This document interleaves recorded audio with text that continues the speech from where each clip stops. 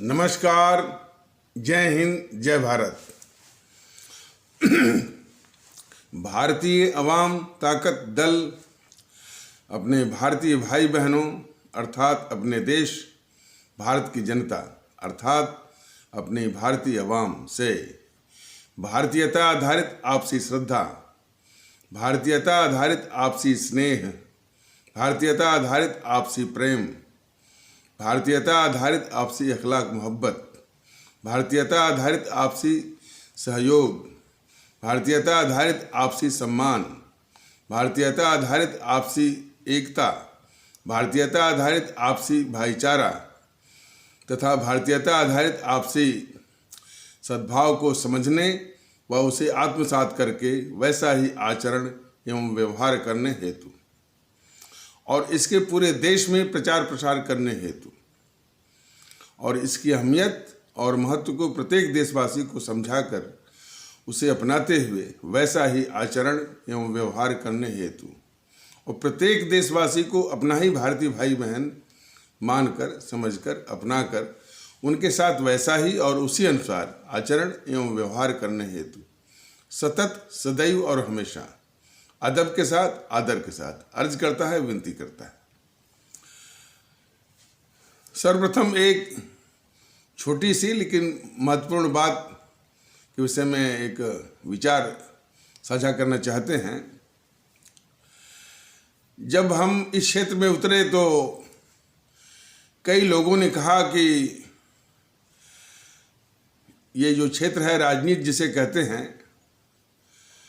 इसमें सादगी नहीं चलती है, इसमें तिकड़म चलता है,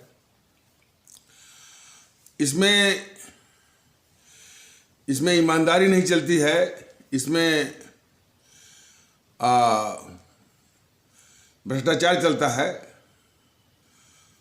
और साफगोई नहीं चलती है, छल कपट चलता है और भी चीज़ें हैं। तो जब तक आप इसको आप अपनाएंगे नहीं तब तक आप इसमें कामयाब होना तो बहुत दूर की बात, आप इसमें चल भी नहीं सकते।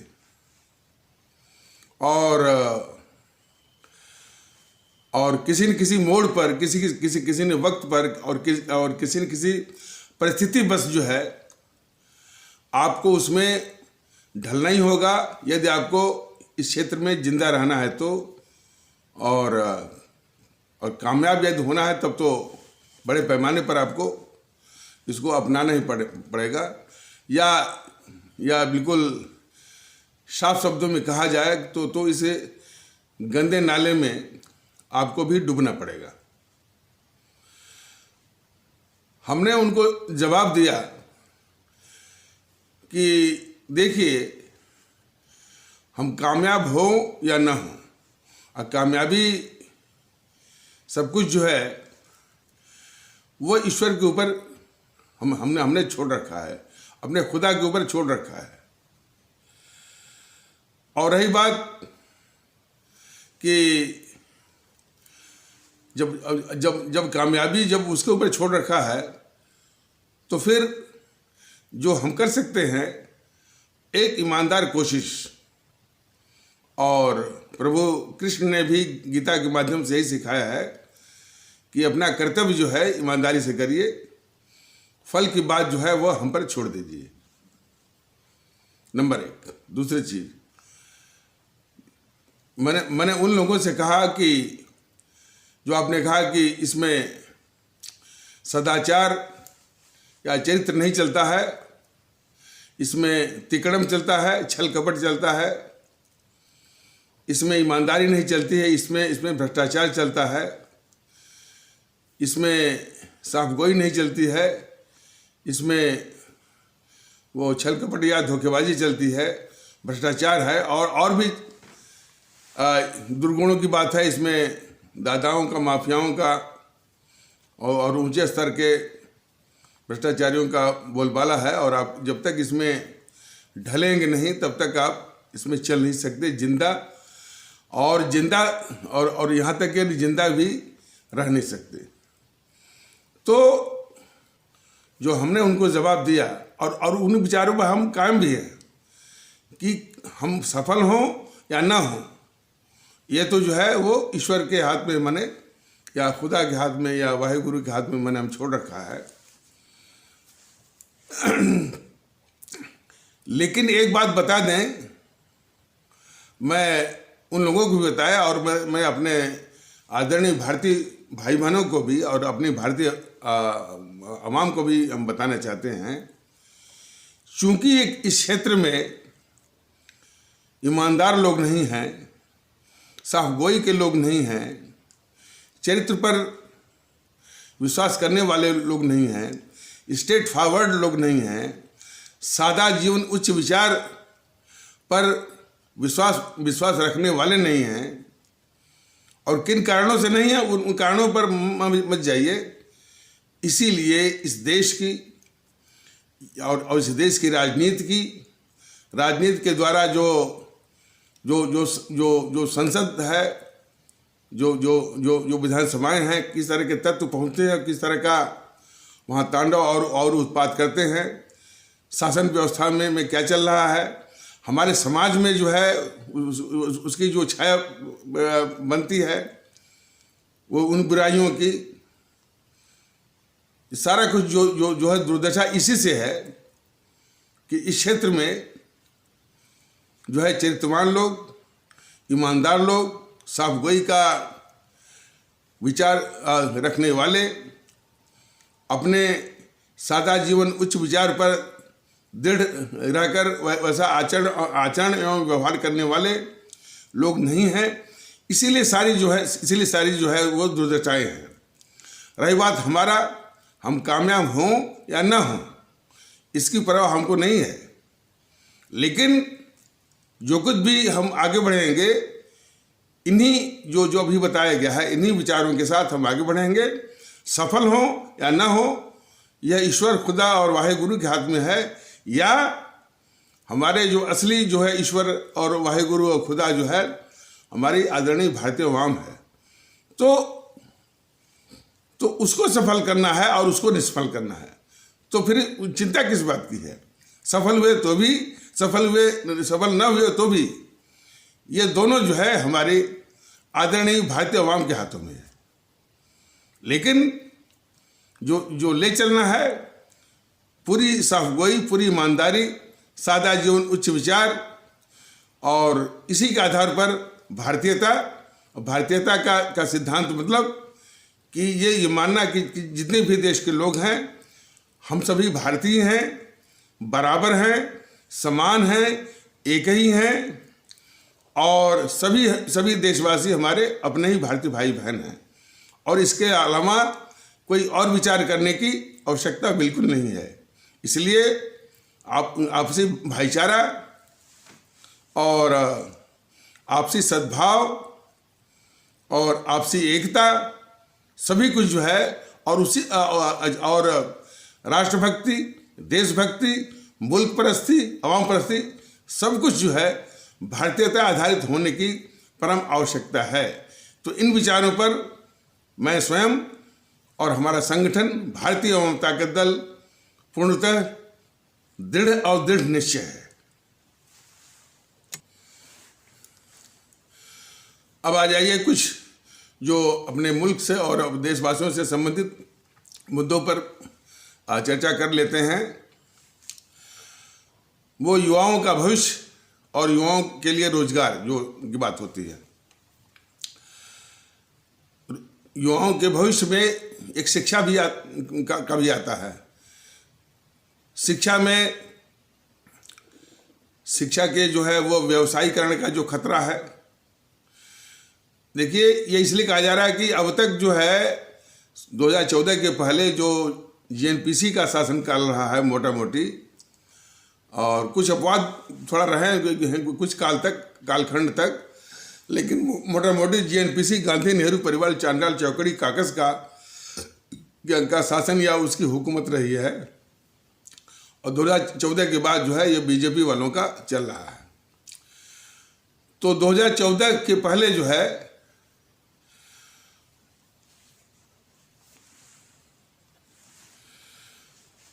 वो तमाम शिक्षा नीति बनाई गई और कई शायद एजुकेशनल कमीशन भी बैठे, लेकिन जो मूलभूत बातों पर जिससे कि अपना देश मजबूत हो, हमारे देश में एकता का संचार हो और भारतीयता आधारित एकता आए और वो मजबूत हो, इस पर कभी भी मैंने इस विषय को कभी नहीं लिया गया, और लिया भी गया तो सुपरफिशियल, एक कृत्रिम या दिखावटी के रूप में उसको छू दिया गया, गंभीरता से कभी नहीं लिया गया। तो शिक्षा जो है वो किसी समाज की, या शिक्षा या तालीम किसी समाज की नींव होती है, बुनियाद होती है, और उसमें भी जो है नैतिक शिक्षा से मतलब यह है कि एक तो हमारे जो महापुरुष हैं उनकी शिक्षाएं, इसके विषय में भारतीय वाम ताकत दल ने इसी YouTube के माध्यम से किसी एपिसोड में बताया हुआ है कि वैसे तो हमारी ये भारत की पावन धरती महापुरुषों से भरी पड़ी है, लेकिन जो हमारे इधर हाल के 5-6 वर्षों में जो हमारे महापुरुष हैं, महात्मा हुए हैं, उनकी शिक्षाएं भी अपने समाज के लिए बहुत काम की हैं। तो उसमें बताया गया है कि जो हमारे संत रहे हैं, रामकृष्ण परमहंस हैं, नानक जी हैं, कबीरदास हैं, और इसके बाद सूफी संत हैं, रहीमदास हैं, कबीरदास हैं और सूरदास वगैरह। इनके पद और इनकी शिक्षाएं ज़्यादा नहीं, एक 2 लाइन जो इंसानियत को मजबूती देती हैं, इंसानियत से मोहब्बत करने की शिक्षा देती हैं। तो उनका एक संकलन इन्हीं सब संतों का, जो इंसानियत की खिदमत, इंसानियत के महत्व को और इंसानियत की एकता को महत्व देती हैं, वो उन शिक्षाओं का एक 2 लाइन संकलन इन महात्माओं का। तो संकलन और इसका एक भाग हो जाए। दूसरा भाग जो है, जो हमारे अमर शहीद हैं, जैसे परम आदरणीय राष्ट्रभक्त शिरोमणि नेताजी सुभाष चंद्र बोस, शहीद आजम भगत सिंह, अमर शहीद चंद्रशेखर आज़ाद, अमर शहीद अशफाक उल्लाह, अमर शहीद खुदीराम बोस, अमर शहीद सुब्रमण्यम भारती, अमर शहीद श्रीमती रानी लक्ष्मीबाई, अमर शहीद श्रीमती रानी चंद्रिमा, अमर शहीद श्रीमती रानी गडेलियू इत्यादि की जीवनी, ताकि हमारे देशवासियों में, हमारे बच्चों में देशभक्ति का भाव है। और मुल्क सबसे ऊपर है, इसका भाव आना चाहिए। ये बार-बार भारतीय जनता दल सिखाता है कि इस भाव का आना बहुत जरूरी है कि हमारा देश भारत, हमारा मुल्क भारतवर्ष जो है, हमारी सभी सर्वोच्च मान्यताओं से भी ऊपर है। जब तक हम ये नहीं मानेंगे कि हमारे वह ईश्वर, खुदा, वाहे गुरु और गॉड से भी ऊपर है, या हमारे रामायण, गीता, कुरान, बाइबिल और गुरु ग्रंथ साहिब से भी ऊपर है, तब तक जो है मुल्क के प्रति सच्ची भक्ति, राष्ट्रभक्ति जो है वो आ नहीं सकती। और इस बात को कभी भी नहीं भूलना चाहिए कि जिन हमारे शहीदों के खून और बलिदान से हम सभी को ये कीमती आज़ादी मिली है, उन्होंने इसी जज्बे से कि हमारा मुल्क ही सब कुछ है, सर्वोच्च है, हमारा भारत ही सब कुछ सर्वोच्च है, और हम कोई ऐसा काम ना करें कि इसका जरा भी नुकसान हो, तो इसी भावना से उन्होंने अपने प्राणों की आहुति दी भारत माता की बलिवेदी पर।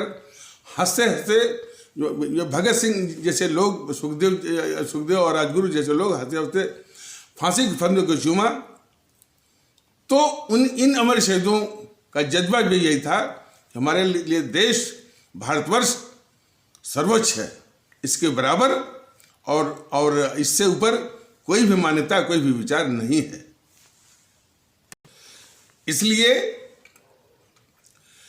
इन अमर शहीदों की भी जीवनी, तो ये दो भाग मिला करके नैतिक शिक्षा का एक पाठ्यक्रम होना चाहिए, जो कि वो दर्जा 1 से या 2 से जिससे भी उचित हो उन कक्षाओं से या दर्जा 5 से ही या कक्षा 5 से ही उसको अनिवार्य जो है कर देना चाहिए। अब कोई भी विद्यालय हो, चाहे आपका साधारण विद्यालय हो, चाहे वो नवोदय, चाहे वो आपका नवोदय विद्यालय हो, चाहे इन अनुपांथिक संस्थाओं से संचालित विद्यालय हो, गुरुकुल हो, मदरसा हो, या हमारे सिख आस्था वाले जो पांथिक संस्थाओं से संचालित जो वो विद्यालय हो, या कॉन्वेंट स्कूल हो, या हमारे जो ईसाई भारतीय भाई बहनों के जो पांथिक संस्थानों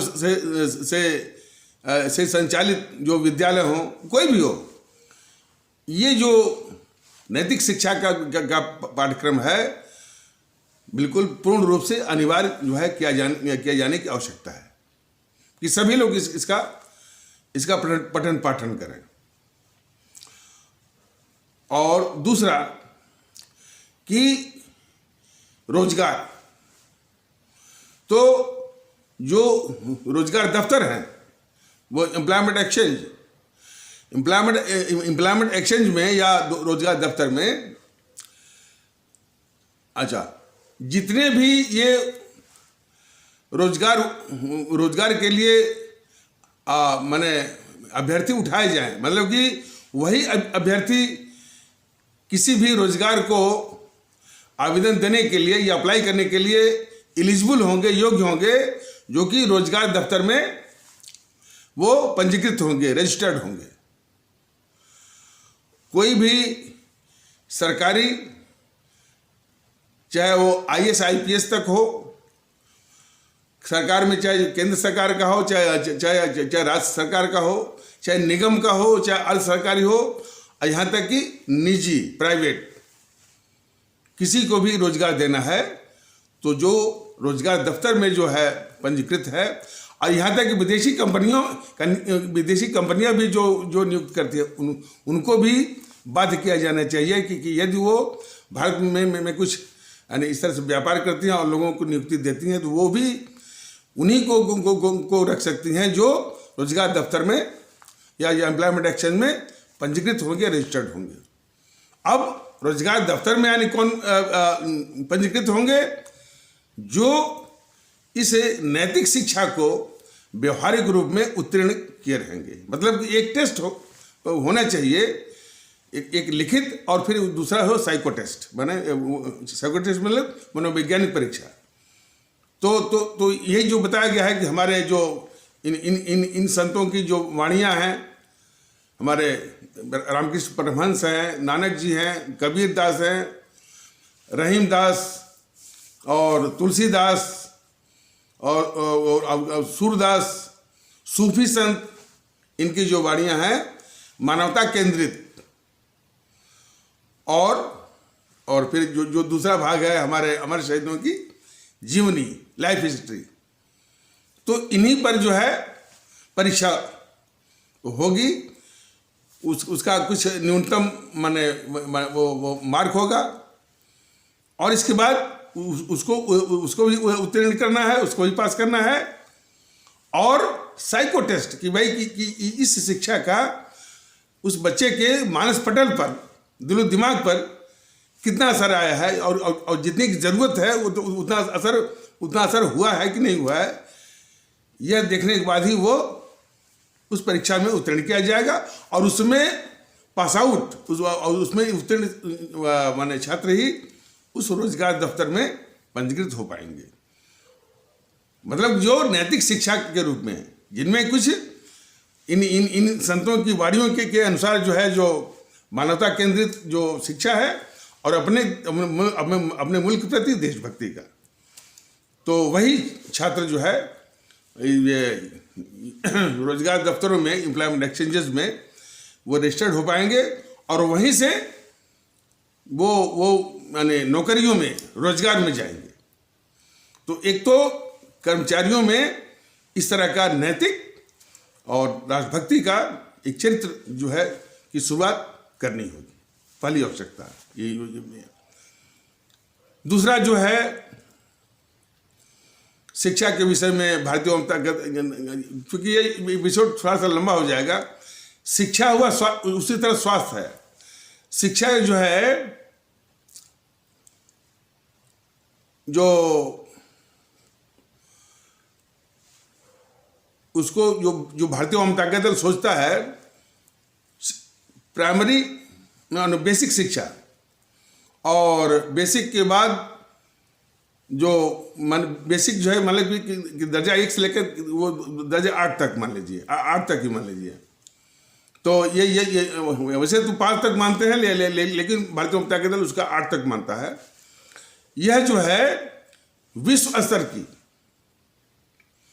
और वो शिक्षा सबको, लेकिन उसकी अदायगी जो है, अच्छा विश्व स्तर की, लेकिन उसकी जो फीस है वह उसके आर्थिक स्थिति के अनुसार, आर्थिक हैसियत के अनुसार।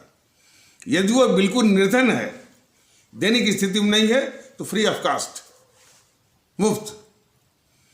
यदि वो बीपीएल फैमिली का है, यानी बिलो पॉवर्टी लाइन, यानी गरीबी रेखा के नीचे वाला, तो वो 10% की अदायगी का जिम्मेदार है।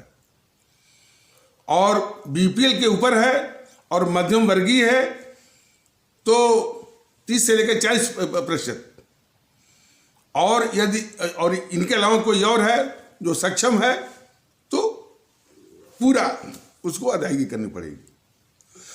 लेकिन वो स्तर जो है एक ही रहेगा, और वो स्तर विश्व स्तर का रहेगा। उसके पाठ्यक्रम भी और जो शिक्षा देने वाले शिक्षक भी और हाई क्वालिटी के और माने वर्ल्ड लेवल के, और उनसे भी बढ़िया रहेंगे। लेकिन वो शिक्षा सबको, चाहे वो सरकारी स्कूल हो, चाहे वो म्यूनिसिपैलिटी के स्कूल हो, और यही चीज़ जो है वो सब में जो है अनिवार्य करनी होगी, चाहे वो सरकारी हो, चाहे वो म्यूनिसिपैलिटी के हो, और चाहे वो मदरसे के हों, चाहे वो गुरुकुल के हों, चाहे और प्रांतिक संस्थाओं के द्वारा संचालित विद्यालय हों, सब में, या किसी भी और भी प्रांतिक, जैसे ईसाई जो हमारे भारतीय भाई बहनों के समाज के जो प्रांतिक संस्थाएं चलाती हैं, तो ये चीज़ जो है वो लागू किए जाने के बिल्कुल वो पक्षधर है। और लगे हाथ ये भी कि यही पद्धति, यही सिस्टम स्वास्थ्य के लिए भी, स्वास्थ्य जो है सबके लिए और एक ही तरह का, लेकिन विश्व स्तर का, उसकी अदायगी उसी अनुसार। यदि वो अंत्योदय का है, बिल्कुल निर्धन है, वो देने के काबिल नहीं है, लेकिन इसका एक बहुत ईमानदारी से कार्ड वो बनवाना पड़ेगा। हालांकि ये कार्ड का विषय छोड़ा जाए तो कार्ड में भी बड़ी बड़ी धांधली है। जो डिजर्विंग है वो छूट गया है, जो नॉन डिजर्विंग है, जो कुपात्र है, उसके वो कार्ड बने हुए हैं। ये भी एक समस्या है। देखिए इन पर ये कोई भी दल इस पर बात नहीं करता है, न उसका विचार जाता है, और न ऐसा करने की उसकी इच्छा रहती है। लेकिन जब तक इन मूलभूत बातों पर गंभीर नहीं हुआ जाएगा और इसको लागू नहीं किया जाएगा, तो फिर आज़ाद भारत का मतलब क्या है? इसलिए ये भारतीय वामतांत्रिक दल ये बोल रहा है। तो इस प्रकार स्वास्थ्य जो है वो विश्व स्तर के उसे भी बढ़िया, लेकिन उसकी अदायगी आर्थिक स्थिति और आर्थिक हैसियत के अनुसार। उदाहरण के लिए यदि वो अंत्योदय का है तो फ्री ऑफ कास्ट, मुफ्त में। बीपीएल का है, यानी गरीबी रेखा के नीचे वाला है, तो 10%, और यदि बीपीएल से और ये वो बीपीएल से ऊपर है और मध्यम वर्गीय है तो 30 से 40%, और नहीं सक्षम है तो पूरा 100%, 100% अदायगी करनी है। और वो फीस चूँकि उसके अनुसार चूँकि जब जब जब जब चिकित्सा विश्व स्तर की दी जाएगी तो वो तो कुछ माने उस स्तर की महंगी तो होगी, लेकिन अदायगी जो है आर्थिक स्थिति और हैसियत के अनुसार, लेकिन सेवा जो है सबको जो एक ही तरह की, ये योजना सोच जो है भारतीय जनता पार्टी दल की है। तो शिक्षा के विषय में और स्वास्थ्य के विषय में तो अब आ जाइए, जो इसमें शिक्षा को रोक लगा हुआ है, एक तो शिक्षा का व्यवसायीकरण जो इसमें चल रहा है कि उसमें विद्यालयों में खास करके नवोदय विद्यालय हैं, गुरुकुल हैं, और शिशु मंदिर खुले हुए हैं, कॉन्वेंट स्कूल खुले हुए हैं, डीपीएस खुला हुआ है, और भी इस तरह के जो है वो पांथिक संस्था, पांथिक आप लोग समझ रहे हैं, यानी जिसको धार्मिक कहते हैं, शुद्ध शब्द में उसको पांथिक कहना चाहिए, जिसको ये धर्म की संज्ञा दी जाती है आम बोलचाल की भाषा में। भारतीय जनता पार्टी दल कहता है कि उसको धर्म मत कहिए, उसको पंथ कहिए।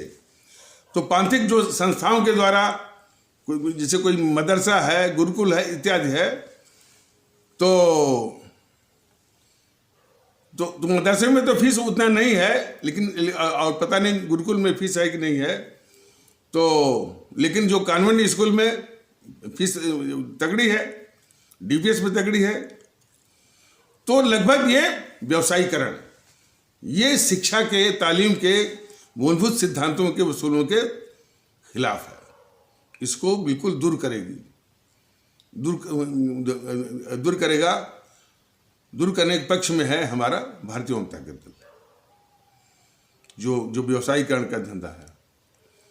और शिक्षा से भी और रोजगार से भी जो आरक्षण का जो ये विभीषिका है उसको समूल समाप्त करेगा, करके जिसको आर्थिक मदद की जरूरत है उसको आर्थिक मदद देगी, डिजर्विंग को, यानी जिसको जरूरत है, चाहे वो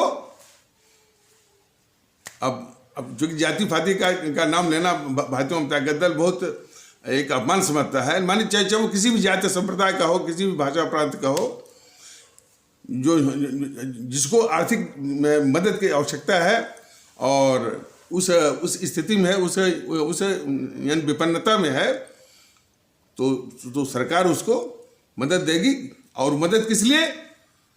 निकम्मा बनने के लिए नहीं, परिश्रम करने के लिए, परिश्रम करके उसके अंदर की जो प्रतिभा है, काबिलियत है, उसको बाहर लाने की, उसको निखारने के लिए। और जो परीक्षा का जो स्तर है, जो क्वालिफाइंग जो लेवल है, मार्क है, वो सबके लिए बराबर। और जो माने इस स्थिति में है कि वो थोड़ा सा उस समाज से दूर है जहाँ शिक्षा का अभाव रहा है, तो उनके मतलब कि आर्थिक मदद तो देगी, उनके कोशिशों की संख्या भी जो है वो बढ़ा देगी। तो मान लीजिए ये किसी के लिए जैसे मान लीजिए IAS का है, सिविल सर्विसेज का है, वो आपका अटेम्प्ट दिया गया है 4 अटेम्प्ट या 5 अटेम्प्ट, तो उनके लिए 7 कर देगा। किसी में मान लीजिए ये 3 अटेम्प्ट है, 3 कोशिश है, तो उसको 5 कर देगा। लेकिन जो उसको माने उत्तीर्ण होने का जो स्तर है या क्वालिफाइंग जो मार्क है, वो सबके लिए बराबर, इसलिए कि वो बराबर रूप में वो प्रतिभाशाली रहे, काबिल रहे, टैलेंटेड रहे।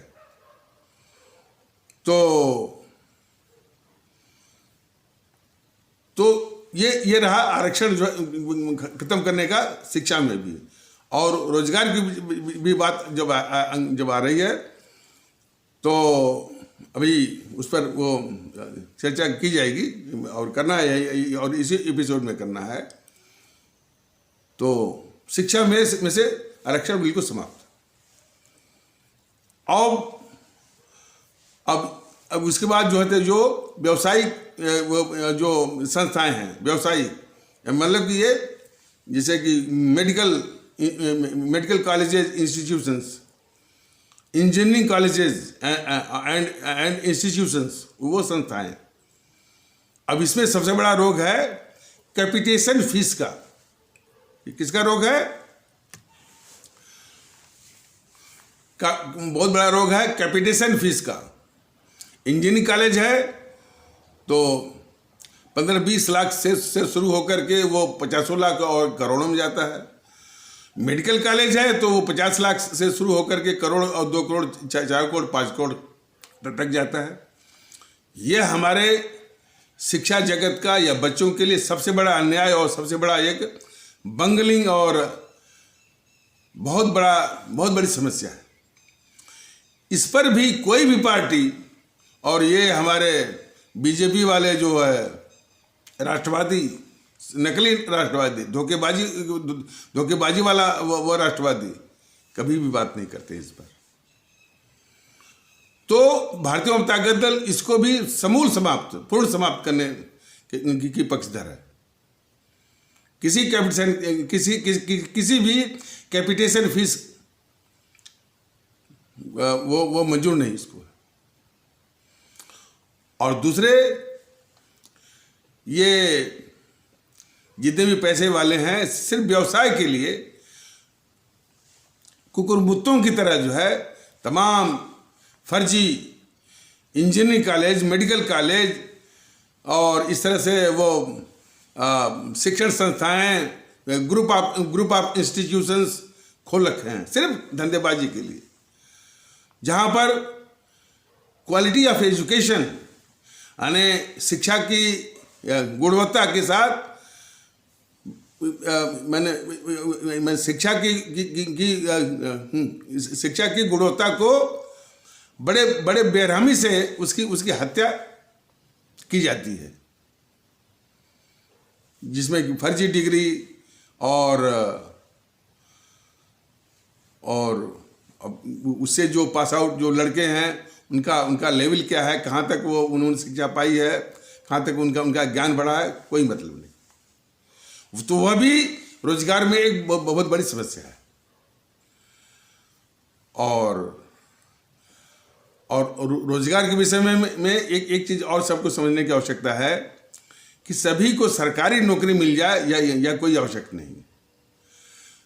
रोजगार जो है स्वरोजगार भी एक बहुत बड़ा रोजगार है। ये मोदी जी का जो व्यवहार है आंतरिक सुरक्षा के लिए, जो कि भारतीय जनता दल बराबर चेता रहा है कि बड़ा खतरनाक किस्म का है, वो छोड़ दीजिए। लेकिन स्वरोजगार के संबंध में कौशल विकास योजना एक है और दूसरा जो है वो मुद्रा योजना है। माने कोई भी कौशल सीख लीजिए और फिर इसके बाद जो है मुद्रा योजना भी है, शायद वो 50 लाख लेकर के करोड़ों तक जाता है, लेकर के वो रोजगार, स्वरोजगार खोलिए और उसमें स्वयं नहीं बल्कि 2-4 को और भी अब दीजिए रोजगार। तो यह भी जो है वो रोजगार पाने की करने की एक बहुत अच्छी व्यवस्था, बशर्ते अब ये कौशल विकास और मुद्रा योजना यानी सच्चे अर्थों में और सही मायनों में कितना लागू हुई है, इसको देखने की बात है। तो भारतीय जनता दल इसी को सुनिश्चित करेगा और इसी को सुदृढ़ करेगा। अब जो चुनिंदा जो सिविल सर्विसेज है, कंपटीशन है, पीसीएस है, तो मैंने वो जारी रहेगा, ऐसी बात नहीं है। और सरकारी दफ्तर भी तो चलेंगे, तो वहाँ भी जो आपका एसएससी का एग्जाम है और इस टाइप से वो चलेगा। लेकिन ज़्यादा जो रोजगार जो है और जो निजी संस्थान हैं, तो वहाँ भी, तो हर जगह भी देखिए निजी संस्थानों में भी हमारे बच्चे जो है वो आते क्यों नहीं है? यही जो फर्जी संस्थान है जहाँ पर की क्वालिटी ऑफ एजुकेशन के साथ इतनी बड़ी हत्या की जाती है। तो क्वालिटी ऑफ एजुकेशन के अभाव में हमारे वही बच्चे जो है प्राइवेट संस्थाओं में भी उनकी नियुक्ति जो है वो मुश्किल हो जाती है। यही चक्कर है। तो इन फर्जी संस्थाओं को भी काबू करेगी ये भारतीय को भी काबू करेगी भारतीय अवाम ताकत दल, और क्वालिटी ऑफ एजुकेशन, शिक्षा की गुणवत्ता को भी वो एक उपयुक्त स्तर पर लाएगी। और आवश्यक हुआ तो इन संस्थाओं को बंद भी करेगी। और ये संस्थाएं कोई जनहित के लिए नहीं, कोई जनता की भलाई के लिए नहीं, सिर्फ व्यापारिक धंधे के लिए। वो कुकुरमुत्तों, वो भी भ्रष्टाचार, वो मंत्रियों से मिल करके उनको जो है उनको पैसे खिला उला करके इस तरह से तमाम जो है कुकुरमुत्तों की तरह तमाम इंजीनियरिंग कॉलेज, डिग्री कॉलेज, फलाने कॉलेज वो खोले हुए हैं। और कहना ना होगा कि, और इसमें एक समस्या होती है शिक्षा में, नकल, कॉपीइंग, खास करके उत्तर प्रदेश और बिहार में तो बहुत बड़ी समस्या है। इस पर नकेल लगाने के लिए एक मुख्यमंत्री आए थे, कल्याण सिंह। कल्याण सिंह ने नकल रोकने के लिए बहुत प्रयास किया और बहुत अच्छे प्रयास किए, सख्ती से प्रयास किया। अब उसका वर्णन इस एपिसोड में नहीं किया जा रहा। किसी से भी आप जानकारी वो मिल जाएगी, आप उसको प्राप्त कर सकते हैं। लेकिन शिक्षा को सुधारने के लिए जो कल्याण सिंह ने जितना प्रयास किया, जितना सुधार किया, उसको चौपट कर दिया इस बेवकूफ जो है मुलायम सिंह ने। शिक्षा जगत की रीढ़ मार दी इसने, नकल को फ्री कर दिया। तो इस मुलायम सिंह और जो है अखिलेश ने जो है खासकर उत्तर प्रदेश में शिक्षा की तालीम की जो है वो रीढ़ मार दी। फर्जी किस्म के तमाम डिग्रियां, बीएड की डिग्रियां, टीचर उचर वो हद कर दिया। यहाँ तक कि जो सर्विस कमीशन है, public service commission Uttar Pradesh का, उसमें भी वही चीज, जातिवाद के आधार पर नियुक्तियां तमाम हद कर दिया, और वो भी समाजवाद के नाम पर। तो ये विषय अब वो भटक न जाए। तो शिक्षा के साथ जो है इन जो क्षेत्रीय दलों ने जो है बहुत नुकसान किया है। और वही हाल जो है इसका भी रहा, जो ये चलाती है बहुजन समाज पार्टी, मायावती। तो जो नकल की जो समस्या है, खास करके उत्तर प्रदेश, बिहार में, अच्छा और जगहों पर भी होगा, उसका तो कई रैकेट और ये देखने को मिलता है कि ये कॉपिंग वाला जो रैकेट है, नकल के अलावा भी जो पेपर लीक होते हैं, पहले से पेपर लीक होकर उसके सोल्यूशन, उसके हल जो है वो माने सर्कुलेट हो जाते हैं, बड़े माने कीमती दामों पर वो यानी मिलने लगते हैं। तो यह भी जो है शिक्षा के व्यवसायीकरण का एक बहुत एक भौंडा स्वरूप है, भद्दा स्वरूप है उसका। तो इन जो दलों बढ़ करके जो संसद में पहुंच जाते हैं, ऊंची बात करते हैं, इन्होंने समाज का बहुत बड़ा वो अहित किया हुआ है। तो नकल की भी समस्या को और फर्जी डिग्रियां, फर्जी टीचर की भी समस्या को वो दूर करने की आवश्यकता है। भारतीय जनता ताकत दल इसके विषय में भी बहुत स्पष्ट है कि उसको भी दूर करेगा।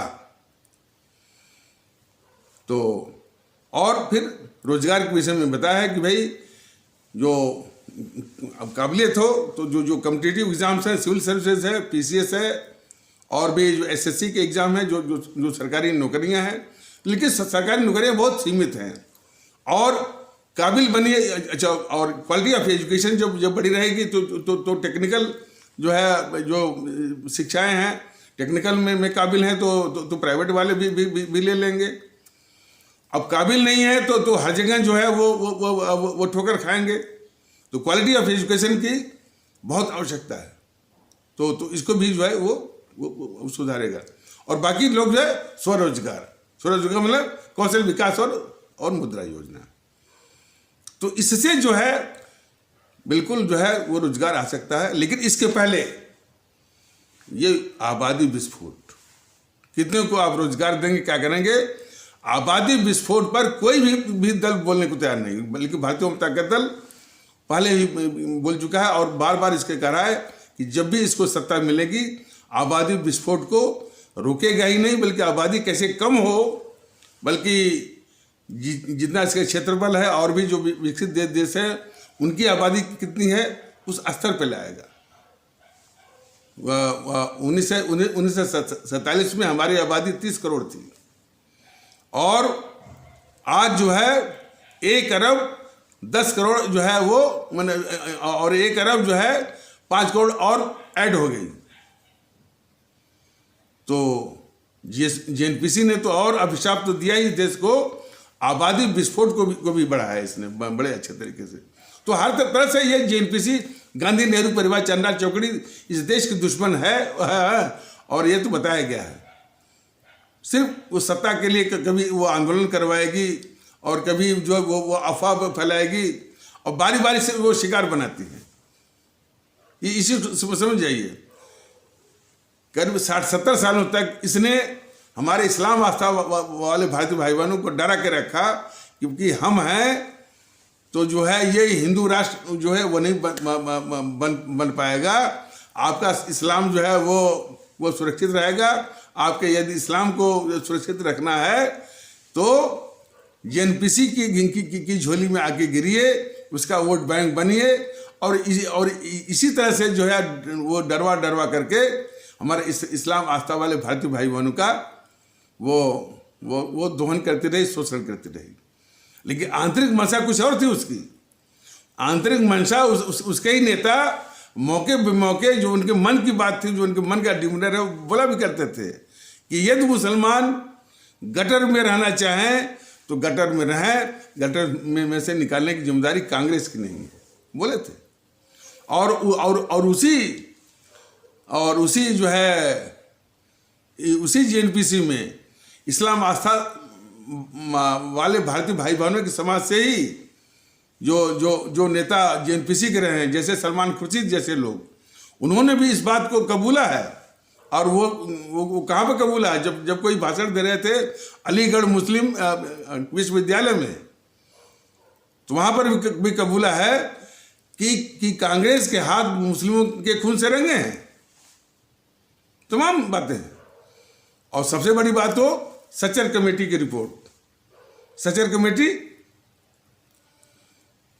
जो कि वो जेएनपीसी वालों ने ही वो उसको गठित करवाई थी, उसकी रिपोर्ट तो बिल्कुल आंख खोलने वाली है।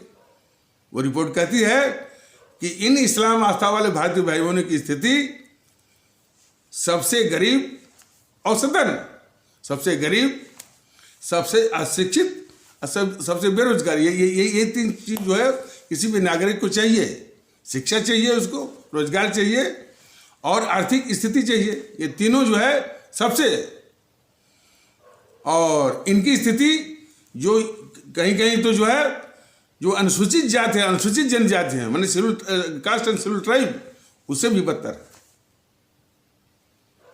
ये वो कौन इस्लाम आस्था वाला भारतीय भाई बहन समाज है जिसके वोट का दोहन किया है 60-70 सालों तक इस जेएनपीसी ने लगातार इनको डरवा करके ये स्थिति। और ऐसा नहीं कि दूसरे समाज के लिए वो भलाई का काम जो है वो हिंदू सनातन को भी जो है वो जो है वो प्रताड़ित किया है। कभी बोला है कि राम तो कोई हस्ती है ही नहीं, राम तो जो काल्पनिक हैं। फिर हिंदू आतंकवाद, फिर ये बोलता है कि मंदिरों में लोग जो है वो प्रभु वो ईश्वर के दर्शन करने नहीं जाते हैं। वो पता नहीं, अब तो हम बोल भी नहीं पाते, माने वो इस तरह से क्या कहते हैं उसको, छेड़ने जाते हैं। ये राहुल बोला था। और फिर हमारे सिख आस्था वाले भारतीय भाई बहनों के साथ इसी जेएनपीसी ने क्या किया। 6000 सिख आस्था वाले भारतीय भाई बहनों को, हालांकि मैंने इसने भड़काया एक समाज को, और स्वयं भी, समाज भी और वो स्वयं भी, इसमें कि वो छटे हुए गुंडे हरकिशन लाल भगत, सज्जन कुमार, जगदीश टाटलर और ये कमलनाथ जैसे लोगों ने भूमिका निभाई सरेआम जो है हमारे सिख आस्था वाले भारतीय भाई बहनों के कत्ल। हालांकि उसको भी इन सबों ने उस पाप को ढका दो तरह के से। एक तो जो है वो रंगनाथ मिश्रा जो कि भारत के मुख्य न्यायाधीश थे, जो है उनको उनके अध्यक्षता में एक इंक्वायरी कमीशन बिठा दिया, और वो इंक्वायरी कमीशन लिपापोती करते करते वो सारा इल्जाम वो मढ़ दिया दिल्ली पुलिस के ऊपर, यानी पूरे पाप जो है जेएनपीसी के पाप को पूरा ढक दिया, और जेएनपीसी के पाप को ढकने का इनाम भी दे दिया जेएनपीसी ने। तो उस भूतपूर्व मुख्य न्यायाधीश रंगनाथ मिश्रा को राज्यसभा का सदस्य बना दिया। तब इतना यानी हो हल्ला नहीं हुआ था। मुनव्वर राणा जो है, वो जो कोई शायर है लखनऊ का, जब ये बाबरी मस्जिद और ये राम मंदिर का फैसला हुआ, जिससे कि और फैसला देने वाली जो बेंच थी उसके अध्यक्ष थे भारत के मुख्य न्यायाधीश रंजन गोगोई, तो उनके रिटायरमेंट के बाद जब उनको राज्यसभा का मेंबर बनाया इस एनडीए सरकार ने, तो वो मुनव्वर राणा क्या बोलता है कि बड़े सस्ते में पट गए। लेकिन वो बेवकूफ, वो बेहुदा, वो गद्दार तब कहाँ था जबकि 6000 हमारे सिख आस्था वाले भारतीय भाई बहनों के पाप को उसे रंगनाथ मिश्रा ने ढका, और उस पाप को ढकने का इनाम जो है वो जेएनपीसी वालों ने उनको राज्यसभा का सदस्य बना के दिया। तब कहाँ था ये मुनव्वर राणा।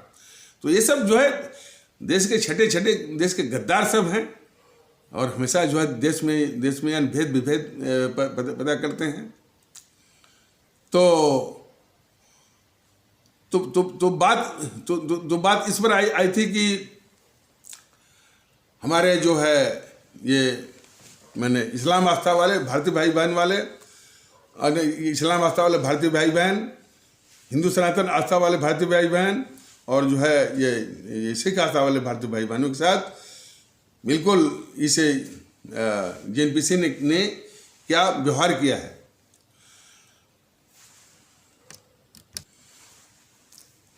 और इन सबों ने, जेएनपीसी वालों ने भी और बीजेपी वालों ने, आरक्षण की विभीषिका जो है उसकी मार हमारे बच्चों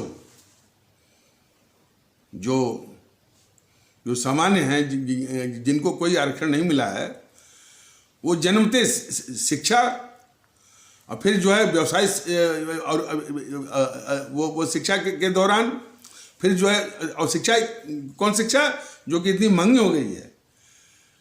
प्राइमरी भी विद्यालयों में जब आप एडमिशन कराने जाइए, इतनी मोटी मोटी फीसें, और शिक्षा भी किस तरह की मिल रही है ये भी सबको पता है कि नैतिक शिक्षा विहीन, और उस शिक्षा की और जो है वो जो है दुर्दशा चल रही है। हमको तो रिपोर्ट मिल रही है खास करके उत्तर प्रदेश और बिहार के विद्यालयों से। तो ये जो दल हैं, हमारी जो बुनियाद है तालीम है, उसके साथ बहुत बड़ा खिलवाड़ कर रहे हैं, और अब तक वो खिलवाड़ किए हैं। और खास करके बीजेपी की भी सरकार आई है, तो उसने भी जो है उसमें कोई खास परिवर्तन नहीं किया है, और वही खिलवाड़ अभी भी जारी है। तो ये सारी बुराइयों को दूर करने के लिए जिनका कि एक नमूना अभी वो बताया गया है, भारतीय जनता दल बिल्कुल दृढ़ है, स्पष्ट है, और इस भारतीय समाज की, इस देश की जो बुनियाद है तालीम, उस तालीम और तालीम से संबंधित जो रोजगार है, उसको जो है सुदृढ़ करेगा, सुनिश्चित करेगा। तो इन्हीं आवश्यक शब्दों के साथ इस आवश्यक परिचर्चा को यहीं पर विराम दिया जाता है। तब तक के लिए नमस्कार, जय हिंद, जय भारत।